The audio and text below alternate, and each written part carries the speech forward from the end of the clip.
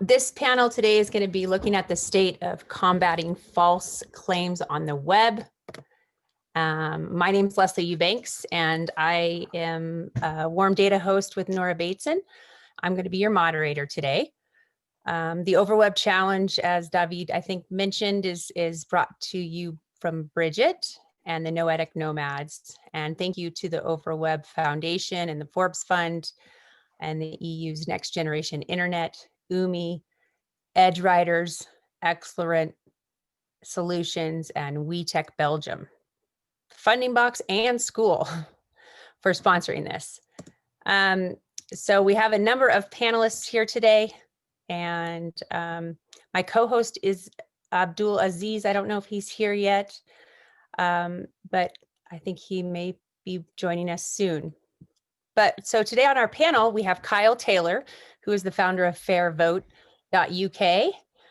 SJ Terp, who's the founder of Bodacea Light Industries, Ruben Brave, the initiator of Make Media Great Again, and Nicholas Adams, the founder of Goodly Labs. And last but not least, Timothy High, the co-founder of the Canonical Debate Lab. Welcome, everyone, and thanks for joining us today. So as I said, we're going to be talking about the state of false claims on the web. And we know that this is not a new phenomenon. It's been around since humans have been communicating. And we have different types of false claims like disinformation, misinformation, fake news. And with social media, we know that it's evolved and become more complex. The landscape is definitely changing. In the last year, we've witnessed a number of things like the insurrection on the US Capitol, attack on our democracy in the US, the COVID-19 pandemic, the US presidential election, talk about vaccines. So we've seen that by its very nature, fake news is everywhere in our lives. So it's in every context. We were seeing it in politics, economics, education, our health, our culture, science. We still even have people that don't believe that climate change is real. So it is a wider systemic challenge to our information ecosystem. So I just wanted to start out by just asking a question, and this can go to anyone on our panel today, about can you say a little bit about the state of our current information ecosystem and what's going on with false claims from your perspective?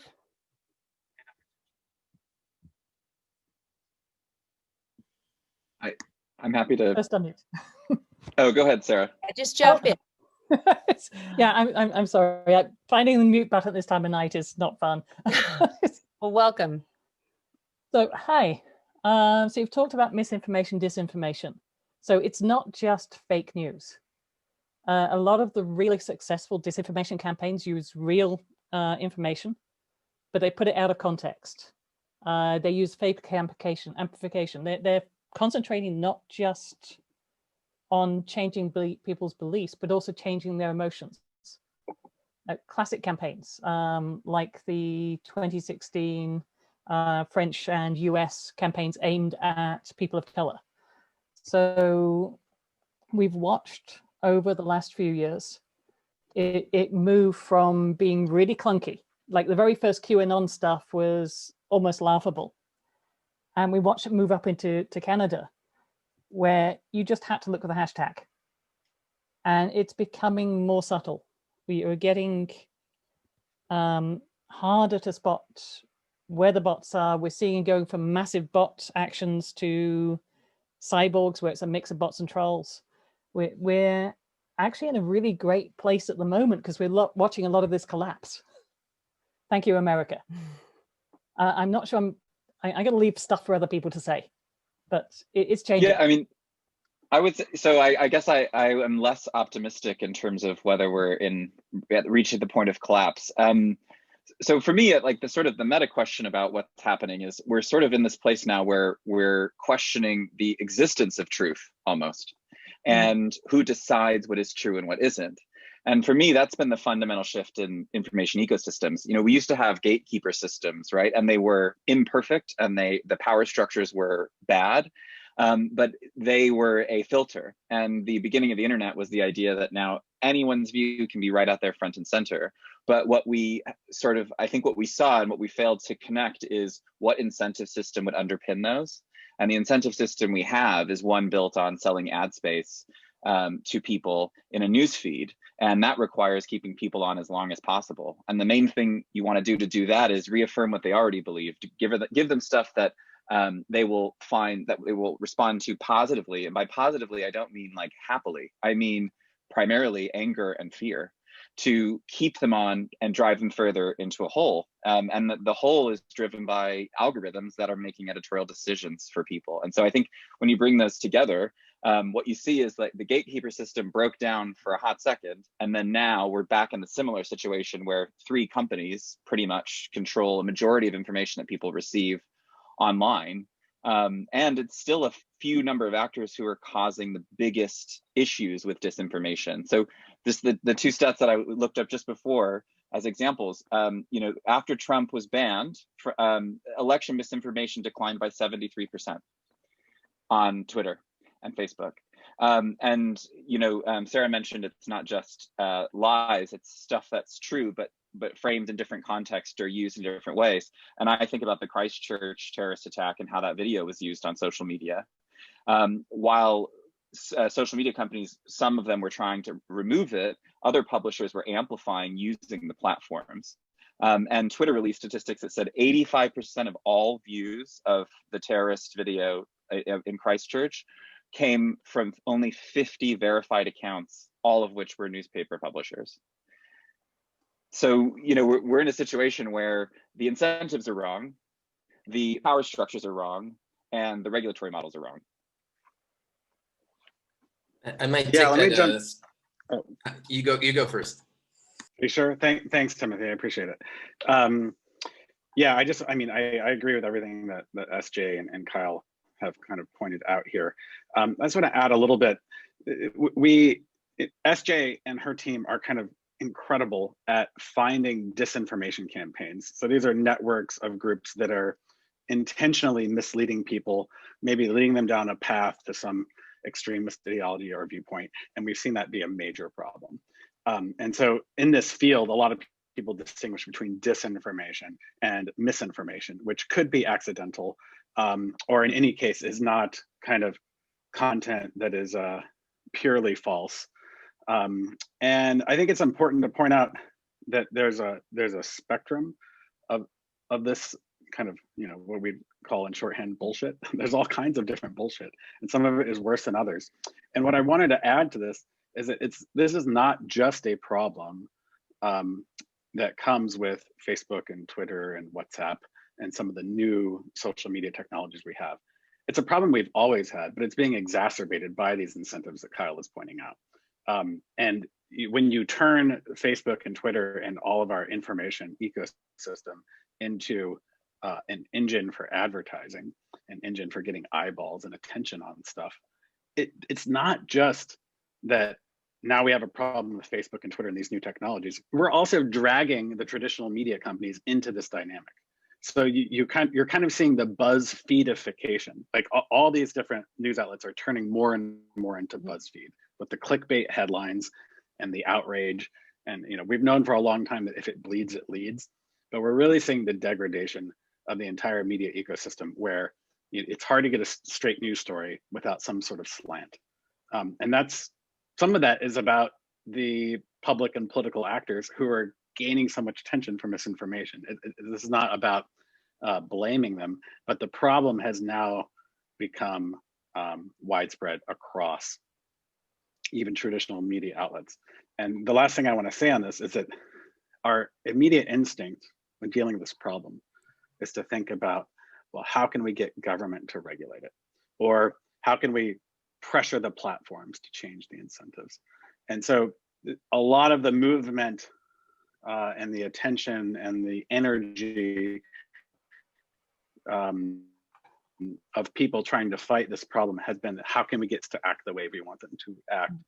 What we're doing with Public Editor at the Goodly Labs is we're actually creating tools that the public can use, where if you can get a few thousand of the millions of people who care about this problem, if you can get a few thousand to spend a little 15 minutes a week doing some simple tasks, those tasks aggregate into a full picture of the myriad different ways that a news article, even from the New York Times, can be incorrect. Like we're looking at over 40 different fallacies, inferential mistakes, psychological biases that you can identify in news articles, label that onto the news article so that as people read it, they are not buying into the misinformation, even the first time that they read it, much less sharing it and helping it go viral and helping so many people fall down these rabbit holes into distorted versions of reality.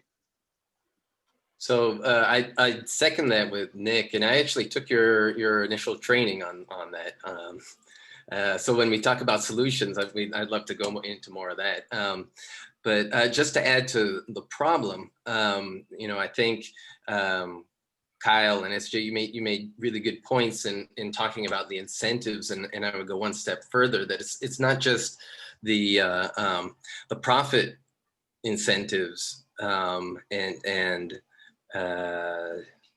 those structures that are creating the problem, but also the other incentives that are human bias and just the human aspect of, like you said, if it bleeds, it leads, those sorts of things that, what is it that catches our attention?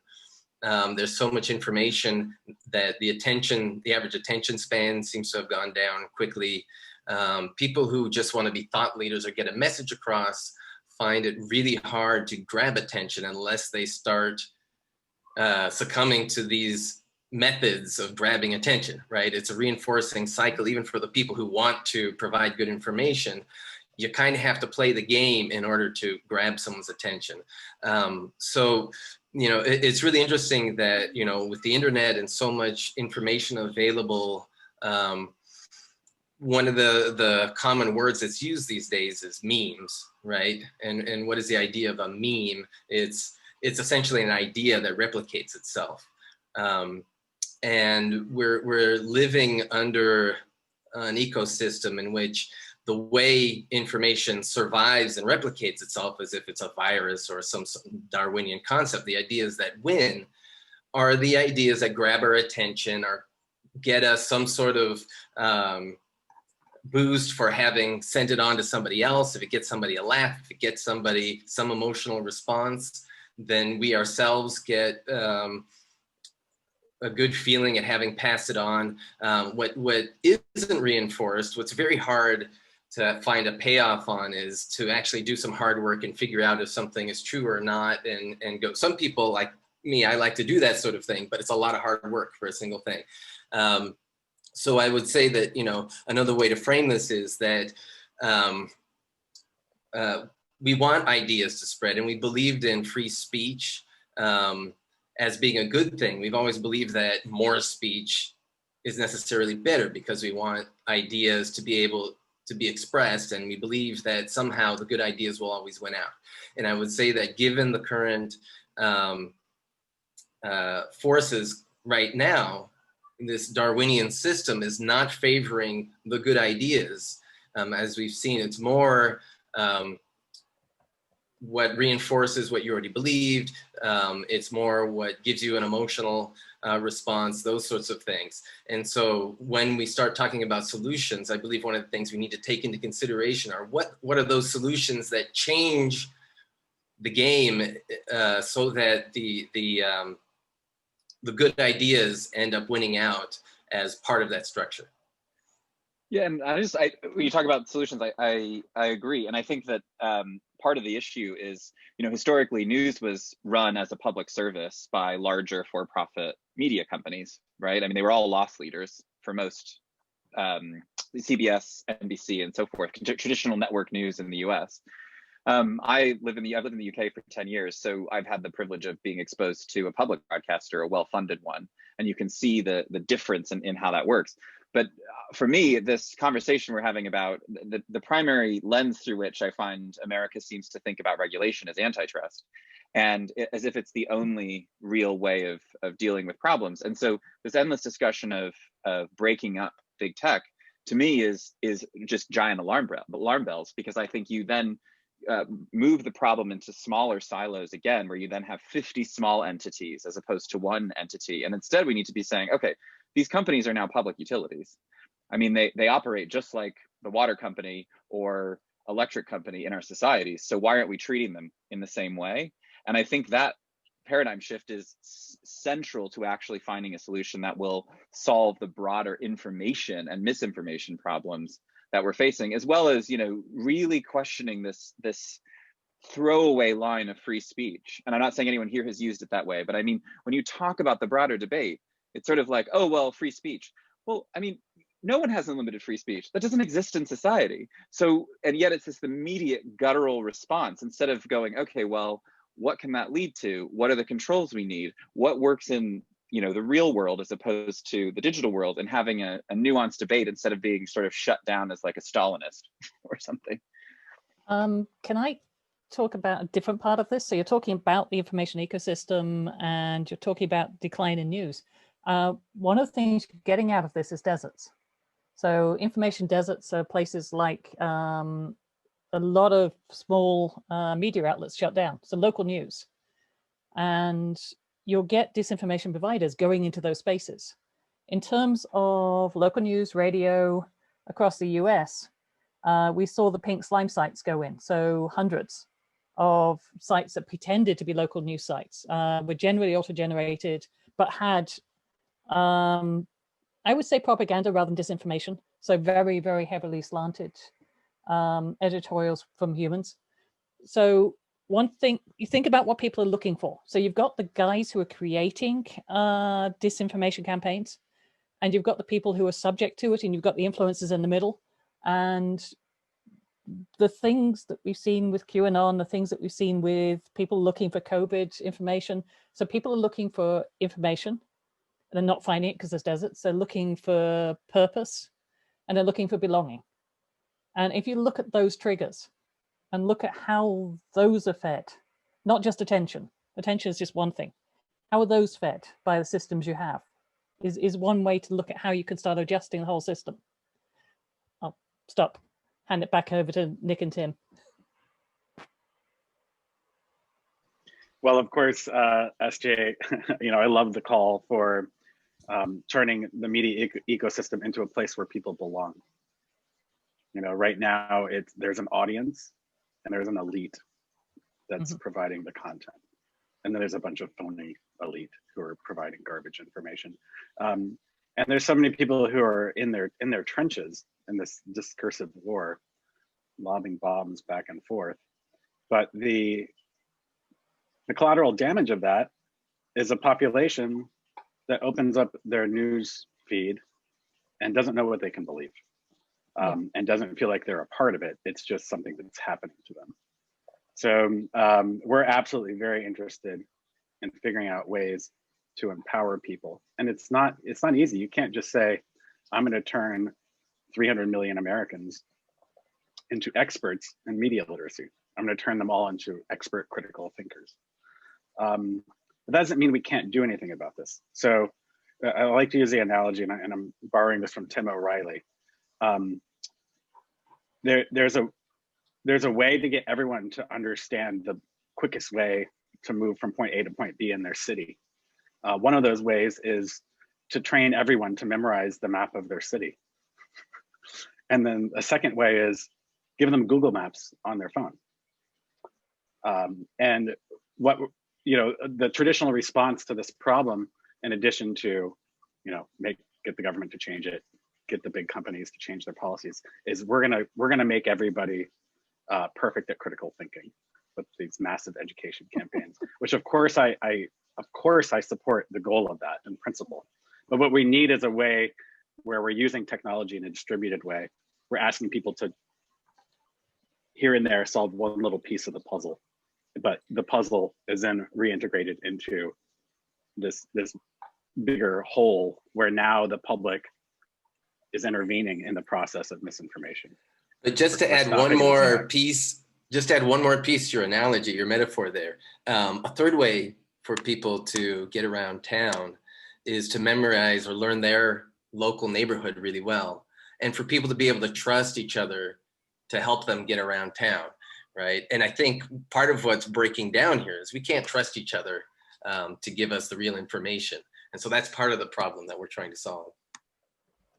Yeah, trust is a massive commodity. I've been chucking things in the comments, and we talk about attention because you can monetize attention. I think you could probably monetize trust as well as an incentive to get people to do the right thing. But we've seen some new news organizations like Axios come through. One of the groups that we mentored, the reality team, basically pushes advertising with very simple truth-based messaging into the spaces that disinformation's in. So there are ways to push beyond just educate people and take down the bots and do some regulations. I just looking at our list, we had about 180 of them. I think that the core structural problems though remain, and I don't think that they will incentivize what you're like. I agree with the trust being important, but you know there were 70 some odd million people who trusted Donald Trump, and the reason is because you know there is no incentive to tell the truth. There is only an incentive to drive your audience and fuel your audience. And you know, there's, you know, the other side of this is there's big structural problems in society right now that make misinformation far more appealing. Yeah. And populism benefits from that. Fascism benefits from that, right? I mean, fascism is order in chaos, right? I mean, that's the baseline of it, and it's all their fault, not your fault. And for fascism, the more crazy and chaotic things get, the better it is for them. So there's actually an incentive to drive chaos.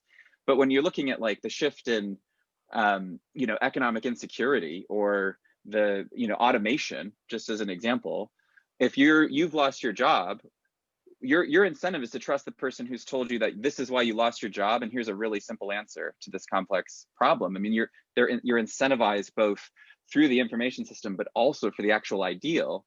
And so there's so many aspects of this are really, I mean, interwoven. But my concern is, you know, thinking that if we just educate people to be better critical thinkers, then they will somehow, you know, steer away from what they see more as their primary vested interest. And Tim, you had mentioned about sort of, you know, when you want something to be true, you know, you're looking for it, and that the affirmation loop, because it's easier, right? I mean, and that's the overall volume of information issue.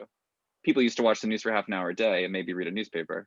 Now it's just like all the time, refresh. You got 5 new notifications, 17 tweets just came through. Let me find the ones that agree with the thing I already think. Well, this is kind of, we're talking about trust and information, we're talking about the flows, but there's a lot more structural beyond that as well. So we're in a conference talking about the architecture and thinking about the architectural things we can do. So for instance, in my team, when we put up the original set lists of countermeasures and mitigations, we had the 7 Ds. Detect, because everybody was talking about detection, but also you've got the deny moves, you stop people getting into your system, that's part of the trust part. You've got disruption moves you can make.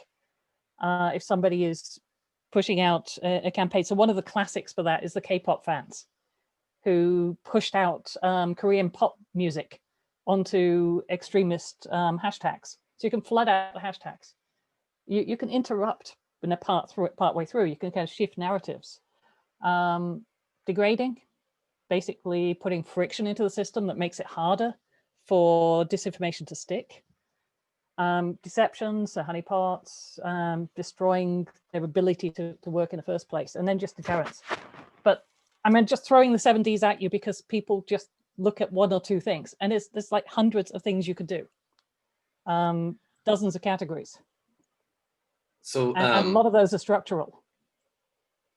I think you know, there's 2 different approaches, and I also think Nick is working really hard with the public editor on the building up trust, or building up the cognitive abilities also to see through certain rhetorical approaches and to, you know, analyze news stories to make sure they're well written, they're trustworthy, those sorts of things. are incredibly necessary and requires essentially crowdsourcing in order to be able to keep up with all this stuff. But there's also another approach, which is the approach that the Canonical Debate, my group, is working on, which is purely structural and is trustless, kind of in the same way that blockchain is a trustless form of money or ledger exchange, right? It's a trustless solution to having a shared truth, right? That's what blockchain does. I don't know how many of you are familiar with blockchain technology, but essentially what they've created is a solution where everybody can share one source of truth and trust that that is the source of truth without having to trust the people that are using the system. In a similar vein, the Canonical Debate solution doesn't require you to trust anybody providing any information. It doesn't require you to censor out bad information. And it does it by accumulating information in a single place, essentially. So there's only one place to go to look at a claim. If each claim is only stated exactly once, you don't have the information warfare of drowning out the people who are trying their own misinformation campaign, for one thing. Then if in that one spot where a claim is made, every argument for or against and every piece of evidence is gathered there, you also don't have a type of misinformation, which is people hiding or only telling part of the story or just trying to hype up their side of the story and reframe it in their terms. It's essentially an information architecture structure that fights against the current environment, which is information warfare, and puts ideas at the forefront to be discussed only once. And you don't have to trust anybody in that because each piece of evidence, each piece of information is itself debatable, and you come to your own conclusion. You don't have to trust somebody else's conclusion on that. So I want to, Timothy, I want to give you a note that in terms of marketing, you might not want to call it trustless, but that's a different note for a different, that's just a footnote. No, yeah, I understand. I only use that. Anyway. But I do want to, I want to highlight, you know, there's a few different approaches to this. So, you know, I hear Kyle kind of saying like, you know, this is a massive problem. There's all these incentives that lead people to perpetuate this problem on both the supply side and the demand side, and he's absolutely right. But we hear that so much, and I really just want to highlight that we've got a few different approaches here with SJ and Timothy and with our team with Public Editor. And the way I like to think about it is the sword and the shield and the council. So the people need some institutions, they need some methods for dealing with this misinformation, which is a high scale, vast and broad problem. And SJ's team, like no one else, I think on the planet, has figured out how to take the sword straight to the people and networks that are creating disinformation. And we will absolutely need that. And we will continue to need it because there will always be an evolution between you know, the work that she's doing and the work that disinformers are doing. The people also need a shield against misinformation. Mm-hmm. So in the event that SJ's team can't get to every last thing, and I, you know, I hope you can, SJ, but if you can't, we need a shield. We need a way to recognize misinformation when it has gotten through, and to prevent ourselves from believing it and sharing it and getting wrapped up into those rabbit holes. And we also need, as Timothy and his team provide, a place where people who are really, really interested in just understanding all the different perspectives around a topic can go, and instead of, you know, again, absorbing news, even from different sides as an audience, they can participate in the sense making around a particular topic. So I think these three different approaches are actually, it's unlikely that any single one of them will ever solve the problem entirely. Mm-hmm. And I know the heads of these three projects have heard over and over and over how their particular solution is not a silver bullet. And it's true, but that doesn't mean there aren't solutions that when brought together can solve 80%, 90% of the problem. And we need those out in the public. We need people to be aware of them and to start to gravitate towards them, because there will always be, I agree, there will always be extremists who just want to find the rabbit hole and just want to feel the intellectual superiority of knowing they have it right, and that indeed there is a satanic cabal that lives off the blood of children. Like that's going to be there. But there's so many people who actually want a sane shared reality. They want common ground.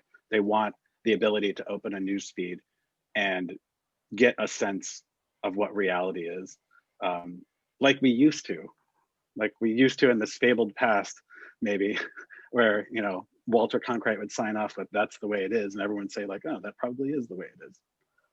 We want to be able to get back to that, but we have to push people into these other modalities of dealing with the news to make it possible. Actually, the thing we're most known for is our division of the space. So it's the AMIT framework, where we divide up the stages that someone creating one of these, it goes into the techniques they like to use, and then counters across those. So we call it 1,000 bullet solution, because we know you can't do it with just one technique. You're weak if you counter with just one thing.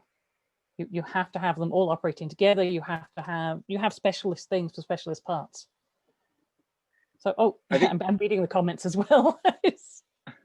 All I would say is, like, I don't disagree with anything anyone said. My concern is, and it's probably shaped by having spent like a decade in frontline campaigning politics and like engaging with voters at election time. As we saw on January 6th, it takes less than 10,000 people to occupy the US Capitol building. So it is great if we get 60% of people caring more about information, but you only need the other 40% who won't seek out reality because they're not interested in it to cause major, major societal disruption. And so for me, it's about going, okay, yeah, as I said, you know, infrastructure, like these big questions, because we have to find solutions that reach the least likely to care about whether information is true or not.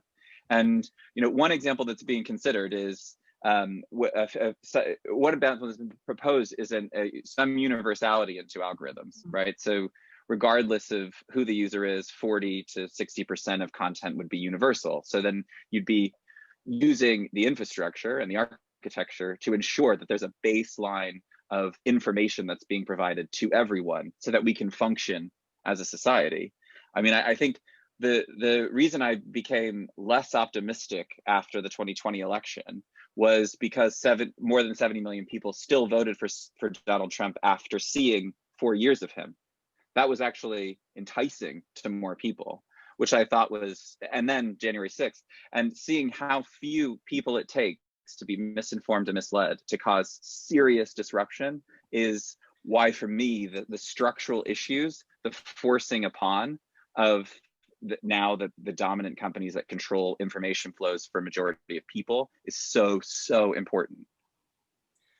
So you want to respond to that?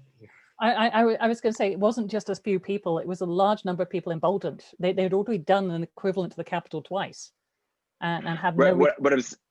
what I mean is that it was only that many people there on the day that could occupy the Capitol. Yeah, I mean, we talk about universality and baselines. I mean, the BBC is, for all its faults with Auntie, a baseline for the UK. And it seems to work reasonably well for us. And the US doesn't have it, the baseline that's available everywhere. So I spent a year driving all the way across America, listening to radio stations, trying to find local radio, trying to find liberals in amongst all the conservatives, but just listening. And the only really universal stations were putting out disinformation, which is a bit of a problem. So, Timothy. Yeah, the canonical debate isn't meant to be a solution for a couple like eggheads who really just want to write the truth and put it out. It's really envisioned as that last mile solution for everybody, because one of the things we call it is the Wikipedia for debates. And why Wikipedia? Because Wikipedia solved the problem of I don't know who that person is. I've never heard of that place. I've never, right? It's the one place everybody knows to go to because it's going to have that, and it's going to be well written, and it'll give you the quick answer, right? So you can't, if you think about Wikipedia, you're not talking about all the people who are blinded to what's on Wikipedia. Nobody's blinded to that. Now, the problem with Wikipedia is it's not designed for controversial topics. It's not designed for controversy. It's not designed to get to the truth. And there's already accusations that, you know, people laugh if you try to use it for evidence, basically. But what if you had a Wikipedia in terms of reference? A place you could just go and, oh, you know, this video shows so-and-so carrying a gun to, you know, the Antifa thing. Yeah, it was actually Antifa that started the invasion of the Capitol building. Okay, everybody is paying attention to that debate, right? Everybody's interested in it. The thing is, everybody debates it on their own sides. What if there was a structural change where you had something like Wikipedia that it was a household name and everybody could go there and look at what is all the information there about was this Antifa or not? Because you know that people are passing around the photos of, oh, this person was at a BLM thing in Arizona, and then there's somebody else saying, yeah, but they were carrying a QAnon thing. These things accumulate and yet don't accumulate, and that's the structural change I'm talking about. Is what if there were a structural change to the internet, and structural changes are possible because Twitter is a structural change. Facebook was a structural change. Google, Wikipedia, all these things changed our lives with just one little new tool, right? So there can be a structural change. And what if it is that everybody is placing that argument that they saw, oh, no, it isn't true because of this picture, and they throw it in the same place that everybody goes to. Suddenly you've brought together the conversation in one place, and the reference to that, it doesn't take effort. You can do it on your scrolling by on your cell phone or whatever and just get the latest on that. So I think a structural change can make a huge difference and reach the last mile of people. So FEMA and BuzzFeed both do this during natural disasters. Rather, BuzzFeed does it. FEMA tried it. I don't know how far they've got now. But they have these lists of narratives and images and of falsehoods that you can go look up. That helps a lot. Yeah, and there's a lot, it helps, but to the people who look in that place, we're still spread out. Yeah, I know. I mean, the question is, does it scale? Can you scale it? Can you scale it? It's a chicken and egg problem, and we're trying, and that's my only answer, is it can be possible. I hold up Wikipedia as the only real true example of that, but it can be done. Well, Wikipedia is heavily edited. I mean, there are biases in there, which they're working hard on, but... Well, but that's a different question. Wikipedia has done it for the encyclopedia. Everybody goes to that one place. But for biases, that's what we're trying to solve. Yeah, we're actually seeing a question from some of the audience here. Marco Lynn says he's wondering about the applicability of these solutions kind of to this question of scaling. He says it seems that they would require either a lot of expertise from individuals or far more advanced natural language processing and other machine learning or artificial intelligence capacity. I mean, this is, I'm really excited about this question because it's kind of like what we've been architecting and designing against, those particular challenges. So let me just give a little bit of a picture of how we do this with Public Editor.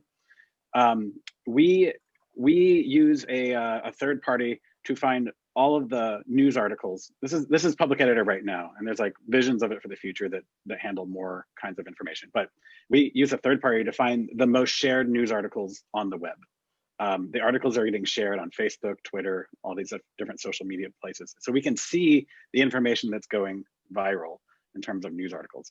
We ingest the news article, and then the first thing we do is we look for the different semantic elements, the different elements of meaning that are in the article. So we're looking for the reasoning, we're looking for evidence that's being used to support claims, and stuff like that. And then on the other side of our system, we're looking for the formal elements. So what are the actual arguments that are being advanced in the article? Who are the different quoted sources that are saying this or that? And to what extent are those arguments in contestation with each other and so forth. So that's the first step. The next step is that we have people really drill down. If they're looking at the evidence for claims, we have them go through a protocol that's checking to make sure that the way they're using evidence is consistent with the best scientific practice. Or we have a different protocol where people are looking at the reasoning, not the evidence, but the reasoning. Is the reasoning, does that fit logic? Does it fit formal logic? Does it fit like all these different rhetorical kind of mistakes and slippages that people introduce into their writing? So there's actually 8 different tasks that people do. We have individuals doing these separate tasks, and then they all get stitched together so that at the end of that process, we can label all the different arguments in the article, the different mistakes in those arguments, whether that mistake is made by a quoted source or it's made by the journalist itself. And then we have a rubric, a very transparent rubric that we apply to give a credibility score for the article. Those aggregate over time into credibility scores for the journalists or for a news outlet or for a particular quoted source or public figure. So there's the way that we do this at scale is we get a lot of people doing little pieces of it. And what we're really working on right now is building that not into just something that nerds do sometimes, but something that feels a little bit more like a community, something that gets a little bit more gamified. So people are earning certifications as they're earning badges and certifications as they develop their own discernment, their own media literacy. So like the system itself works, and it's taken a lot to build it. And now we're trying to make it something popular that gives people a sense of belonging, that gives them a sense of community that might even replace the sense of community people get when they feel like they're a very empowered person who knows the secrets of the universe, who knows that there's a satanic cabal that lives off the blood of children. How about replacing that with, you are part of a giant national conspiracy that is empowering yourself and the public to have a role in the quality of the information that's coming through your democracy. And that could be with something like Public Editor. It can definitely be something that SJ's team supports, getting people to actually go find the disinformation. It's definitely something like what Timothy and Jamie are doing.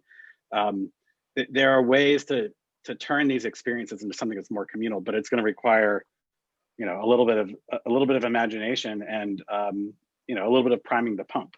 Like it's going to take a while for people to realize, like, oh yeah, wait, this is not the candy, this is not the cheap thrill of knowing the secret about the satanic cabal that lives off the blood of children, but there's something really valuable here. And I'm starting to see it show up. It's starting to show up in my Facebook that when there's misinformation, I can just show them this labeled article and they can kind of see for themselves the different mistakes. Or it doesn't show up in the first place because SJ's team has already taken it out. Or this topic is like filled with so much misinformation. Why don't I just go to the forum that Timothy and Jamie have built and just look at it there instead of reading countless news articles that are all slanted and all trying to hoodwink me.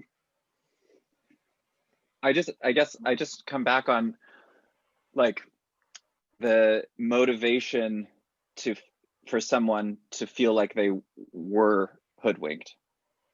And I think that it's driven, I think we've created through the individualization of the social media experience, a new sort of category of person type in a way that all of us have evolved to some degree, some people more than others, depending on how dependent they are on, community source news, which is effectively what a Facebook newsfeed is. And the motivation, how we shift the motivation for somebody to want to believe objective truth, even if it's not great for them. Because I think the issue is a lot of reality now is not great for an increasing number of people. And so why would you accept a fact if it opposes your frame of how the world works and how you exist within it? And that's where I sort of come back again to like this 30% of, the baseline that I worry the most about. And I'm so happy that you're all as optimistic as you are, because it makes me feel that little bit more optimistic. When I spend day in, day out in an entirely different headspace where it only feels bad and getting worse. Mm-hmm.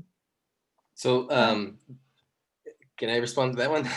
Yeah. Canonical debate. The canonical debate answers that question exactly. Because what it is it's a graph. It's a network of claims supporting and opposing other claims. right? So it is an accumulation of knowledge based, you know, if you think at the bottom, at at its base, at the most fundamental principles. But anything can be claimed and anything can be supported or refuted. What happens is, in the canonical debate, we don't want to decide the truth. We don't tell people what's the truth. So they won't butt up against that thing where you're telling them they're wrong. And therefore it's inconsistent with their frame, right? And they won't run away to somewhere else that agrees with them. What you're telling them are these are the arguments for and against, and you are free to choose which ones you agree with, which ones you believe or agree with, and which ones you don't. But what that does is it tracks for you which things you agree with and which things you don't. And the fact that this knowledge is a network of things building on top of each other will highlight essentially where you are in conflict with yourself. You know, you said you believe that this is true, and yet the natural consequence of this is that this must also be true. Why is it you believe this is not true when you believe this is true? And there's a couple answers to that. It's either, oh, well, they're missing some other argument in between there. Or it may be that, yeah, I kind of believe it here, but, you know, I only half agree. There are ways for that to work out, but it also forces the person to analyze their own belief system, essentially, by tracking it for them. Yeah, and the hope is that we can move to a place where people are more open about doing that, I guess. Right. The idea here is, you know, people are, well, how do you solve the problem of QAnon or something like that? Well, you don't. What I would like to solve is the problem of people learning about themselves and why they believe things. And what that does is avoid people falling into belief systems that are totally unfounded. And so it's not people who, you know, studies have shown that the more a belief you associate with who you are, right? You know, if it's, yeah, I believe, you know, the curtain should be red, that's very different from, you know, I believe in communism, or I believe in, you know, capitalism. Things that align with who you believe you are, you're never going to break properly. So people who are already in some belief system, the idea isn't to break them out of it. It's to have a tool there step by step when people are confronting or seeing these new ideas and belief systems, so that it's coherent with what they already know, to prevent people from falling into some sort of hole, right? But you have different layers of narratives. So narratives are stories you tell yourself about yourself, the world. So that the identity narratives, you can probably drift a little. It just the in-group, out-group narratives are the ones that have been used most by disinformation creators. You're basically trying to split whole groups apart. It kind of worked in a whole country recently. So that is a good thing to aim at. And the world narratives about what's happening out there, it's nice, but a lot of this is tribal. A lot of this is about the groups. So you're either trying to drift entire groups or drift people out of these groups. There's some interesting work on rebuilding connections between groups by people like the Commons Project. So the Build Peace, use peace technology. So stuff that's been used post-conflict. I've been trialing, working on that in the US.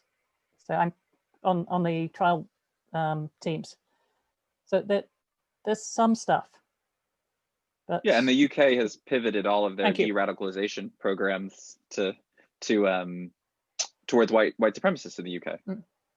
Yeah. So as we're nearing the end of our time here, this was a great conversation and really enjoyed listening to all of you. I'm curious about what responsibility or roles you think that social media or the press actually have in assisting the public to understand the complexity of these challenges that we face in terms of the information ecosystem. And then finally, kind of to wrap up, because we only have a few minutes, like what hopeful signs do you see? Are there other hopeful signs that you see arising today? So roles and responsibilities maybe of social media and the press to actually teach us about the complexity of these challenges. One good sign is that the reality team, when it's put its adverts in, seems to be driving some of the disinfo out. And there's also the stuff that's happening, you know, QAnon seems to be collapsing nicely. without a very big driver of disinformation in the States, there's some hope that that system can be rebuilt a bit. I'm going to pass it to everybody else now. I would like to say that I don't see a responsibility for social media, and well, one bottom line is that free speech, as I've said before, is something that we should have when we've guaranteed that the best ideas win, right? Until then, free speech can be dangerous. So there is the question of how can social media and news outlets protect us from harmful speech, and that there's no way to do that except censorship. To some degree, censorship of something. And so those have to be based on some kind of more fundamental principles, which is not what I see being, that's an effort that I would like to see social media and news groups focus on, is creating some more universal set of principles. But in terms of hopeful signs, and getting back to that, I would like to say the public editor to me is a hopeful sign, because the problem is the incentives, as we've said, and knowing that when it bleeds, it leads, and the profit motive and the bifurcation. We know that the problem sort of started to some degree when the US went from 3 major networks to cable news.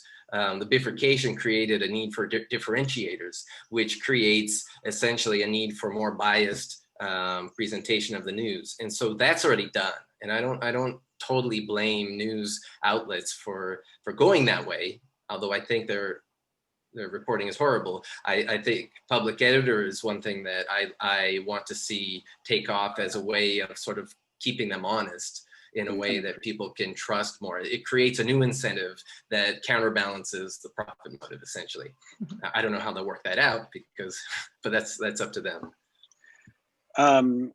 For me on this, thinking about social media companies and the media, first of all, there is kind of a wedge. There's a possible place that we can get in to Section 230. So everyone knows Section 230 as the 26 words that invented the internet by making it possible for these platforms to carry content from people, even if it's illegal, without being responsible for the illegal content.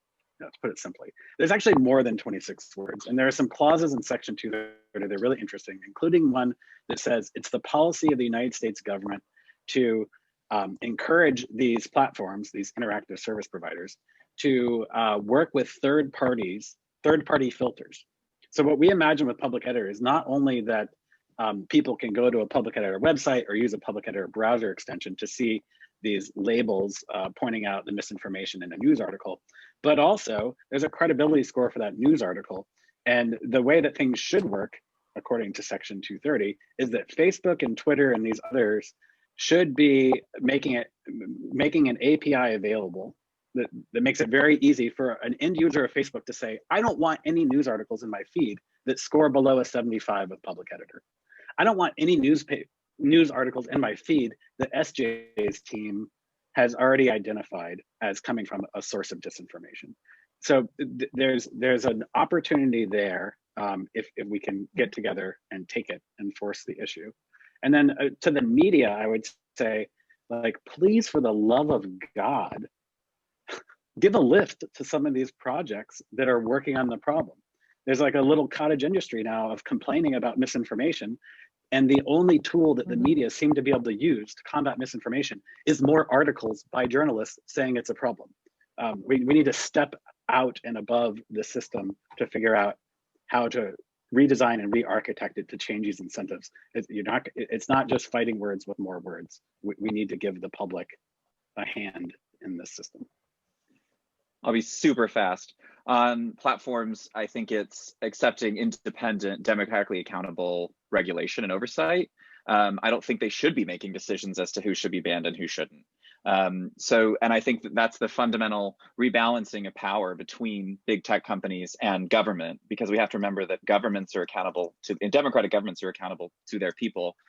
Facebook, 51% shareholder Mark Zuckerberg is accountable to Mark Zuckerberg. It's effectively an authoritarian nation state. On the second piece around news, the biggest worry I have is that Facebook's making deals with all these news companies to give them money for contributing to Facebook's newsfeed. Axios, Punchbowl's new newsletter, a lot of these are sponsored by Facebook. You're not going to see criticism of somebody who's paying your bills. And once again, to me, 2020 was tech lobby spending exceeded the oil and gas industry for the first time in both DC and Brussels. So they know what's coming and they're combating it. And we have to be ready to not look at them as some benevolent actors, but see that they have vested interests that they are pushing and enabling themselves. Thank you so much, everyone. Appreciate your time. One of the things I'm just thinking about as we close is, how do we think about the possibility of what actually AI and tech cannot tackle, and where we need to actually think about this from other contexts. And I think that's a really important thing, especially as we're looking at the Overweb challenge and asking people to think about what they might be able to do to help. So just want to throw that in there as well. And thank you to SJ, Nick, to you, Kyle, and Timothy for joining us today. And the Overweb challenge was brought to you, like I said in the beginning, by Bridget and Noetic Nomads. If you have any questions that you still have that you want answered, feel free to throw those in the chat and we'll see if we can get those answered for you. And if you, we're encouraging everyone at the summit to submit an Overweb application concept in one of our 13 categories. So you can see those on the website at theoverweb.com/categories. And if you need a team or a teammate, go over to Edge Writers Forum, and the link is in the chat. Thank you, everyone, and enjoy the rest of your day. Thank you to all my panelists here today. Thank you so much. Thank you very much. Thanks, Bye. Leslie. Nice to meet Bye. you all. Nice Good to to meet see you. everyone. Bye.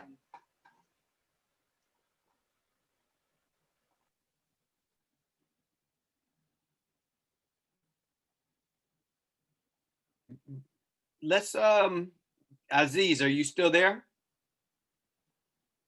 Aziz. Is Aziz still there? No, he dropped off. Okay. Oh well, I was going to try to get his reflection on it since he didn't get a chance to really do much. Wow, that was pretty intense in terms of how the communication just happened by itself. Hey Timothy, thank you so much for participating. That was really cool.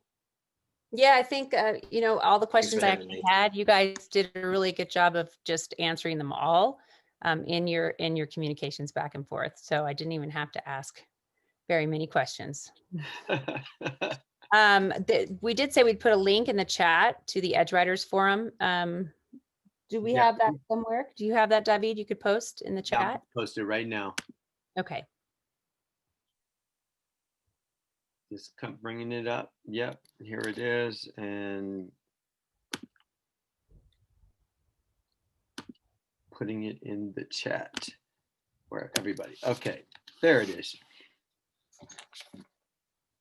Yep, so that's the link to find a teammate, find a team, going over to the Edge Writers Community Forum. Thank you all. I think one thing that I'm gonna offer in case anybody's on the fence in terms of participating is just for today, if someone wants to do a 25-minute free consultation on their Overweb concept, I'd be willing to, just have that conversation. So I'm going to go ahead and put that in. I have some slots available in the next 4 or 5 hours. So if anybody wants to take advantage of that, you'll see a link in the chat in a moment. Other than that, I think we're gonna be ending this shortly.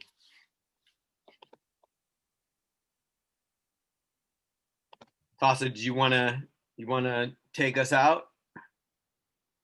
And it looks like Aziz has his hand up as well. Oh, cool. Yeah, let's bring Aziz back in.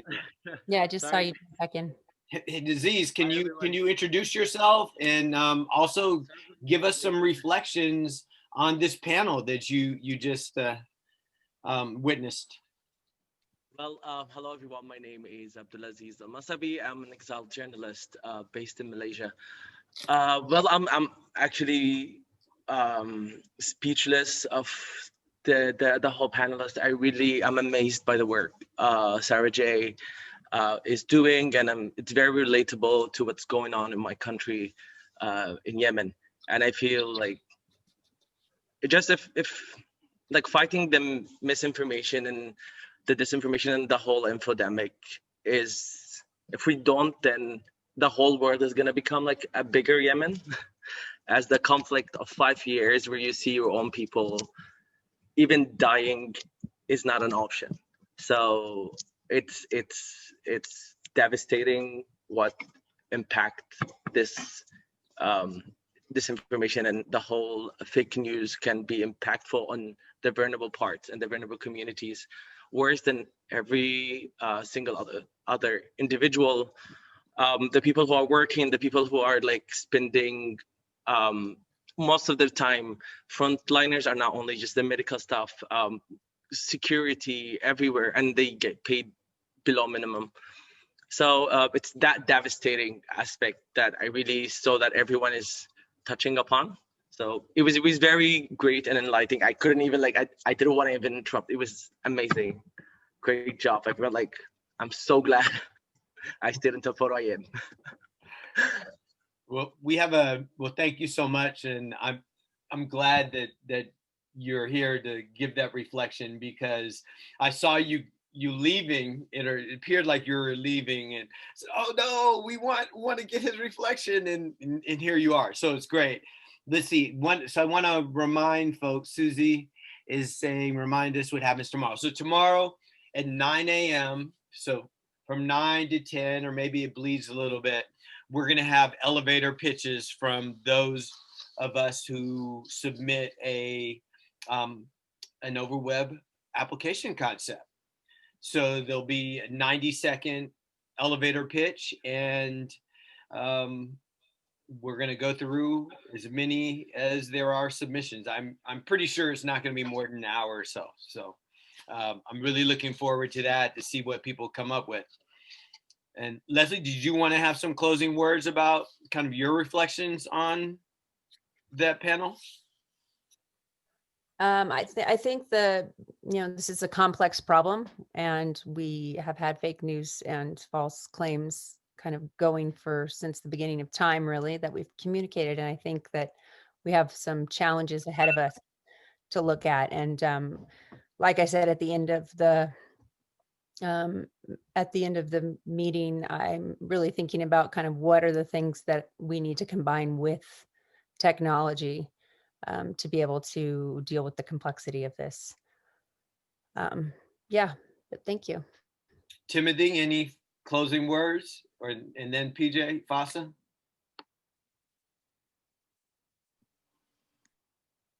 I think I'm good. I just, what I was saying to Aziz, I'll say out loud, which is like you show exactly how important it is that we solve this problem right now. And we haven't solved it right now. I think, well, the canonical debate is way behind everybody else. So I especially feel bad about that. But, you know, the other work that is represented here is fantastic. I just hope, you know, I wish them Godspeed to scale, outscale the problems, right? Yeah, that's it. Fasa? Yeah, I would just say that it's great to have a bunch of really great panelists and everybody sharing their perspective and their depth of understanding about what the problem is. I heard a number of different solutions. I don't think it's any one of them in isolation. I feel like they're all overlapped and they kind of work together to create a compilation of, you know, they're addressing a number of different smaller problems to get to the problem that's behind this whole thing, which is what I think Leslie was pointing out. It's about people having the space and freedom to communicate on a web that doesn't necessarily allow them to do that. So if we're able to increase that dimensionality and create space so that people's voice can be heard, I think that we can start to fix a lot of those problems. So I'm excited about building. I hope that this is just the first of many. Overweb challenges is the first one, so just feel grateful for everybody that was able to join us, and they understand just how serious this is. Like, if we don't solve this problem, I don't know if we can solve any problem that we're out there spending a lot of money trying to solve. That's it.